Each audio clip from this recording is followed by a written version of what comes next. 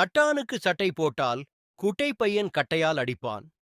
சாதாரணமாக வரும் உளறலோ பிதற்றலோ அல்ல, இது ஒரு தெய்வீக சமாச்சார. இதை விடுகதை புராணத்தை வைத்து விளக்கிவிடலாம். தானம் கேட்கும் வறியவர்களுக்கு தட்டாமல் வழங்குபவர்தான் தட்டான். தட்டானுக்கு சட்டை போடுவது என்றால் தானம் கொடுக்க நினைப்பவரின் எண்ணத்தை தடுப்பது. நம் மகாபலி சக்கரவர்த்தி 99 அசுவமேத யாகம் செய்துவிட்டு 100வது அசுவமேத யாகம் செய்யும்போது பெருமாள் வாமன அவதாரத்தில் வந்து அவரிடம் தானம் கேட்கிறார். குட்டை பையன் வாமன அவதாரத்தை குறிக்கிறது.